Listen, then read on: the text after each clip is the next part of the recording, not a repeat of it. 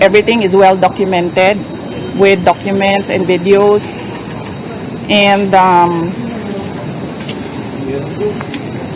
nagsabi ang NSC na national security concern ang threat sa president, pero apparently they really do not consider the threat to the vice president as anything of a concern. So, what kind of country is this? Hindi ba kaparte ng gobyerno ang vice president? Hindi ba ako binoto ng mga tao?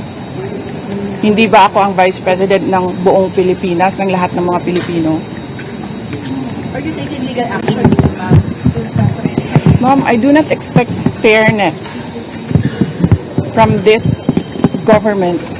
We, as the representatives of the Filipino people, let me begin with a matter that is both alarming and unprecedented. The Vice President of the Republic of the Philippines, Sara Duterte, admitted to contacting an assassin to kill President Ferdinand Marcos Jr., First Lady Luis Arneta Marcos, and myself. Let me be clear. Hindi na ito biro. Hindi na ito normal na pananita. Isa itong direktang banta sa ating demokrasya, sa ating pamahalaan, at sa seguridad ng bayan.